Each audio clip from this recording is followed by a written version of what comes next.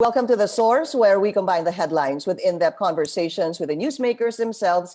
I'm Pinky Webb. Today on the program, President Rodrigo Duterte is set to announce new quarantine status today. Will Metro Manila stay under the general community quarantine? And as the country records more infections, the government names a new anti-COVID-19 czar, or 4 new czars, to lead the fight against the coronavirus. We speak to contact tracing czar and Baguio City Mayor Benjamin Magalong later on the show.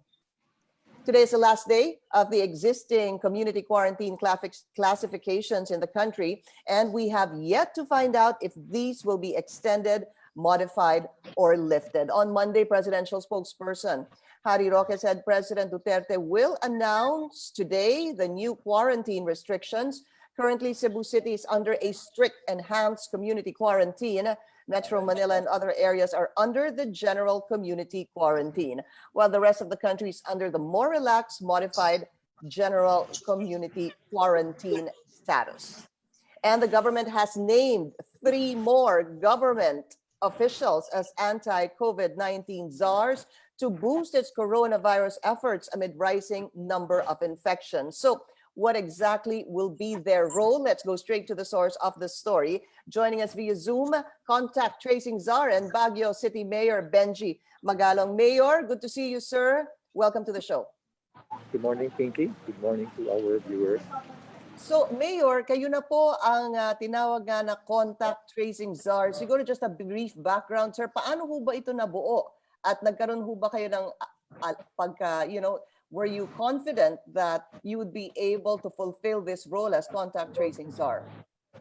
Okay, unang-una is nangyari po ito nung nakipag-meet po kami sa local government units ng NCR last Friday, and then there was another meeting with the mayors on last Sunday together with Secretary Anyo, Secretary Galvez, Secretary Vince, and the other Secretary Villar. And then when I was presenting to them the contact tracing methodology, and at the same time, my case analysis of the Cebu situation. After that, finally, sabi ni Secretary Galvez na he will recommend to the Executive Secretary if I can head the contact tracing. So the following day, I got this call, and then there was a press conference by Secretary Roque. Doon na niya in-announce. It's a bit challenging, kasi nga, ang pinakamahirap sa contact tracing kung marami ng kaso. Unlike if you're still, you still have a few cases or you don't have any case and you immediately have established your contact tracing capability, just like what we did in the city of Baguio. But places like NCR and Cebu and probably other places, talagang kung by hundreds na yung kanilang cases every day, it will be a challenge. But we can do it. We can do it. It's just a matter of giving out the passion to really resolve the situation. Yun po bang 4 na czar? Nauna na po si Secretary Vince Dizon as testing czar. Ano po, kayo ang contact tracing czar. Si Secretary Villar sa quarantine, si Yusek Vega sa treatment. Do you think, sir, that this is a good model para po kumbaga merong taong nakaposte sa bawat sektor o sa bawat stage nitong pagsugpo sa COVID-19 or sa coronavirus, sir? Yeah, just like any business, we have certain business model. And I believe this will be the most responsive model na nagawa ng ating Secretary Galvez. At I believe working together with them, and now that we have our own focus, sa tingin ko magkakaroon ng magandang resultato.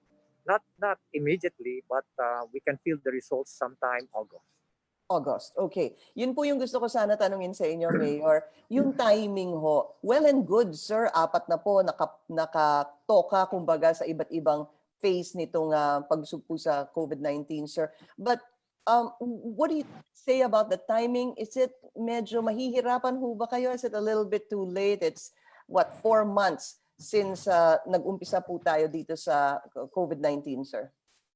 Parang kung sa basketball, parang nasa crunch time tayo. Ipinasok tayo last 5 minutes. Tapos lamang yung kalaban ng mga 30 points.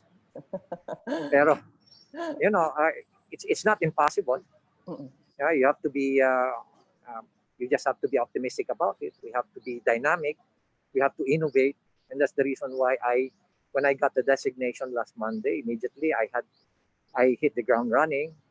Nag-schedule na kagad ako na series of training sa mga trainers training dito sa NCR, Regions 3 and Regions 4. Sir, how many people do you have right now? And how many do you need? We need thousands of contact tracers. We need thousands of contact tracers, to be honest with you. At per particular case, let us say, for example, we have 100 cases a day.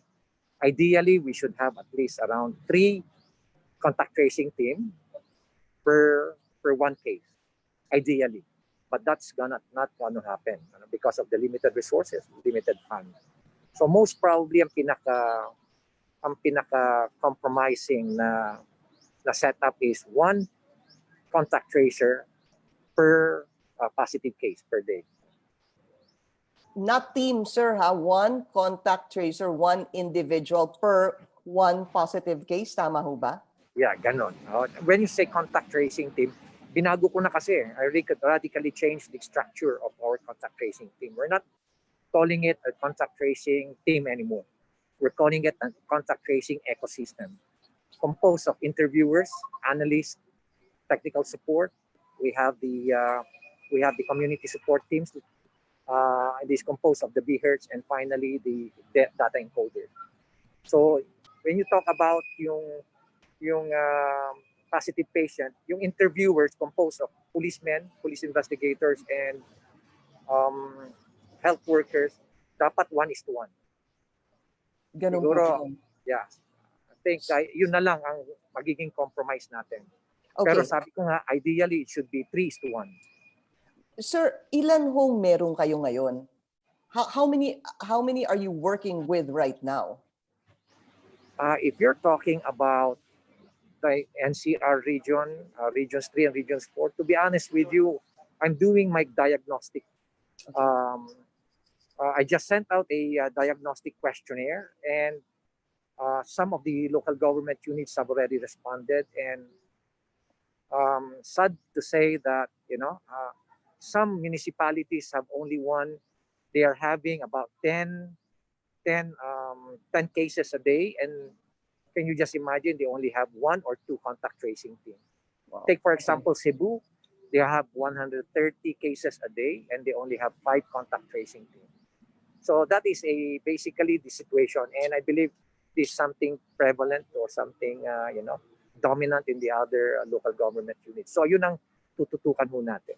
Okay, so very important, Mayor, here, definitely yun pong coordination nyo with the LGUs, because that's actually where I wanted to go.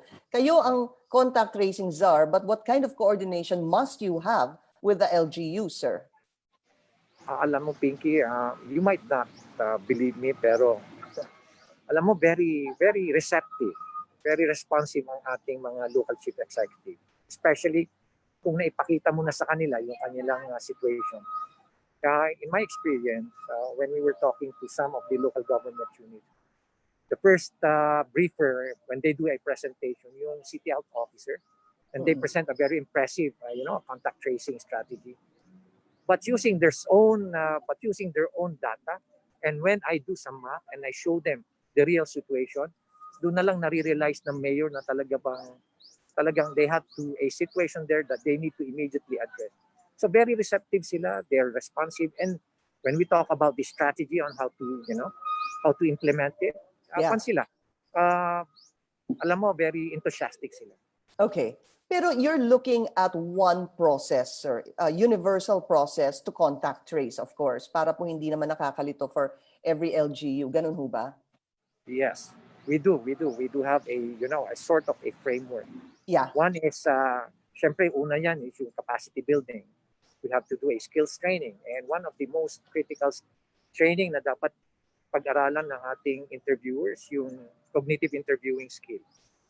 So this is a 2-week course when I was in CIDG, which I introduced in the Philippine National Police.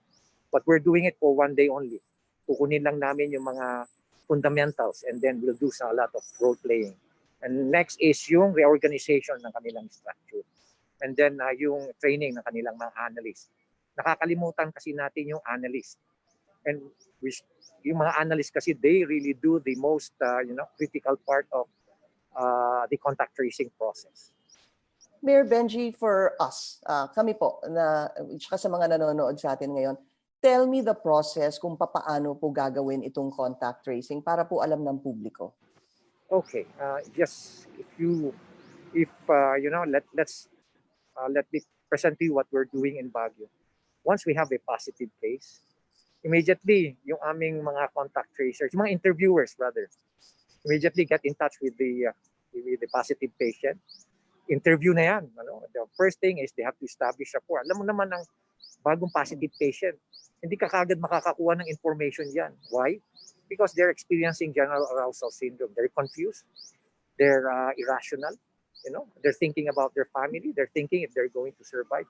And then here comes someone asking questions about sino yung contact ko, saan ako nagpunta. Usually they shut down. They shut down their senses. Wala kang makukuha. And that's where the cognitive interviewing skill comes in. Kailangan they establish rapport and slowly get all this information. After that, yung ating mga interviewers, gagalaw na, kukontakin na yung mga BHERTs natin, yung community support teams, kukontakin na yung mga tao. And at the same time, yung mga interviewers naman natin, ito yung ginaguide yung ating mga community support kung ano yung mga essential information na kailangan natin makuha sa bawat contact. Usually, we are concentrating on first level contacts. We call them the F1 or the high risk contacts. Once we have all this information and the same time, geotag sila, these are sent to the cloud. Usually, yung mga information are stored in a user interface, and then there's our source in the cloud. The analyst now immediately retrieve the data, tinitingnan na nila sa GIS platform and then sa link analysis. So, ganun ang sistema namin dito sa Baguio. In a matter of, ang record namin dito, in 12 hours, we will be able to contact trace 82.5% of all the high risk. When you say contact trace, na-swab na yan, na-isolate na yan. Kasama huyo doon na Mayor Benji. Nahanap, na-trace na, tapos na-test na, ganun ho ba yun? Yes, nahanap, na-identify, nahanap, na-swab na, na-isolate pa. So inyo pa rin papala yun, sir, sa as contact tracing czar. And then I guess that's when that is turned over to Secretary Villar for the quarantine and of course Yusek Vega for the treatment. Yes, pag i-isolate na, turn over na dun sa isolation na aspect ng framework, yung concept of framework. Mayor, well and good, sabi mo 82% ng contacts na kukuha niyo po in a matter of 12 hours. Pero yes. Would the template be different now? Kasi syempre Baguio po, gamay niyo po yan, mas maliit na lugar compared to, let's say, NCR, sir. It's a challenge. It's a challenge. I'm just creating a benchmark, a benchmark. So with that, kailangan ganun din ang plano natin gawin sa NCR, pero it's a different environment. So we have to aim high. Maski na alam natin na imposibleng mangyari, we just simply have to aim high. Right. Hindi natin pwedeng baguhin natin at mag-adjust tayo. I don't want that to happen. Okay. Kailangan aim high kami.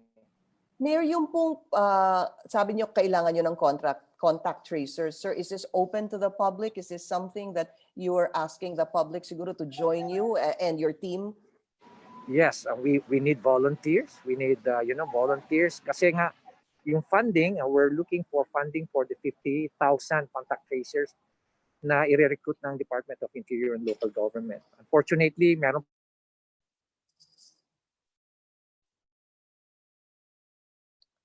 All right, we've lost Mayor Benji Magalong there via Zoom. He's at an event right now in Baguio City, so napagbigyan lang talaga tayo. So we'll just say goodbye for now to Mayor Benji Magalong and thank him as well.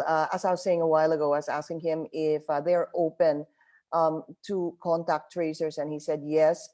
There is a plan by the DILG to get around 50,000. Doon po naputol yung ating interview with Mayor Benji Magalong. So far, he is, of course, the contact tracing czar.